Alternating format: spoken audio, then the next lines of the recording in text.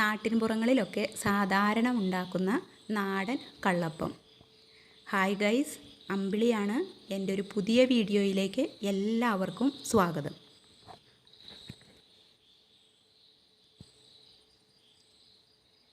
അപ്പം ഉണ്ടാക്കുന്നതിനായി ഞാൻ 3 കപ്പ് പച്ചരി നന്നായി കുതിർത്ത് വാരി വെച്ചിരിക്കുന്നതാണിത്.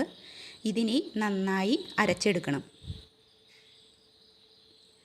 അതിനായി ഞാൻ ഒരു മിക്സിയുടെ ജാറിലേക്ക് അരി ഇട്ട് കൊടുത്തിരിക്കുകയാണ്.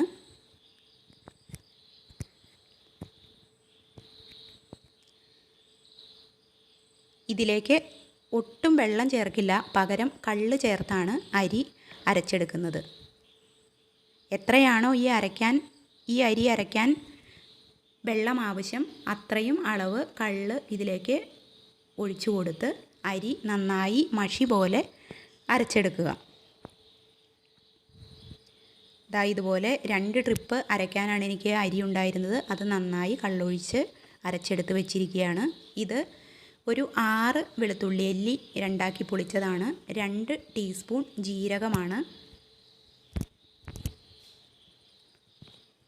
1/2 കപ്പ് തേങ്ങ, വെളുത്തുള്ളിയും ജീരകവും തേങ്ങയും കൂടി അരച്ച് അരി അരച്ചതിലേക്ക് ചേർത്ത് കൊടുത്തു. ഇത് മിക്സിയുടെ ജാറിൻ്റെ അരഭാഗത്തോളം ചോറ്. എത്ര അരിയാണോ അരയ്ക്കാനെടുക്കുന്നത് അതിൻ്റെ പകുതി ചോറാണ് ഞാൻ അപ്പമുണ്ടാക്കാനായി അരിയിലേക്ക് അരച്ച് ചേർക്കാറ്. തേങ്ങയും ചോറും അരയ്ക്കുമ്പോൾ വെള്ളം ആവശ്യത്തിന് മാത്രം ഉപയോഗിച്ച് അരച്ചെടുക്കുക. ഇല്ലെങ്കിൽ ബാറ്റർ ലൂസായി പോവും, നല്ല സോഫ്റ്റ് അപ്പം കിട്ടില്ല.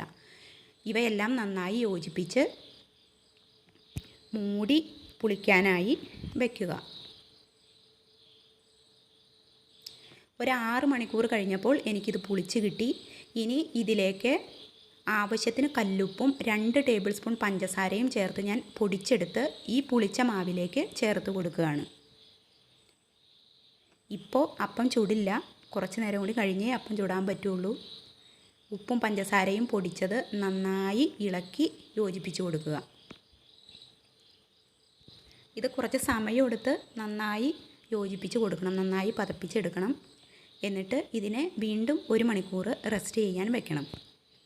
നല്ല സോഫ്റ്റ് അപ്പം കിട്ടാൻ വേണ്ടിയാണ് ഇങ്ങനെയൊക്കെ ചെയ്യണത്. ഇത്തിരി വെയിറ്റ് ചെയ്യണം കേട്ടോ, നല്ല അപ്പം ഉണ്ടാക്കിയെടുക്കാൻ. നന്നായി ഇളക്കി യോജിപ്പിച്ച് വീണ്ടും അതിനെ മൂടി 1 മണിക്കൂർ എടുത്ത് വയ്ക്കുക.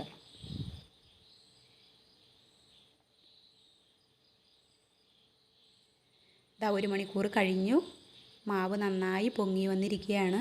ഇനി ഇതിനെ ചുട്ടെടുക്കണം. പാൻ ചൂടായി, ഇതിൽ വെളിച്ചെണ്ണ പുരട്ടി കൊടുത്തു. അതിലേക്ക് അപ്പത്തിൻ്റെ മാവ് ഒഴിച്ച് പതുക്കെ ഒന്ന് പരത്തി മൂടി വെച്ച് കൊടുക്കുക. മാവ് ഒഴിക്കുമ്പോൾ തീ ഹൈ ഫ്ലെയിമിലിടണം. അത് കഴിഞ്ഞ് ചൂട് കൺട്രോൾ ചെയ്ത് കുറച്ച് മീഡിയം ഫ്ലെയിമിലേക്ക് മാറ്റണം. എങ്കിലാണ് നല്ല സോഫ്റ്റ് അപ്പം കിട്ടുള്ളൂ.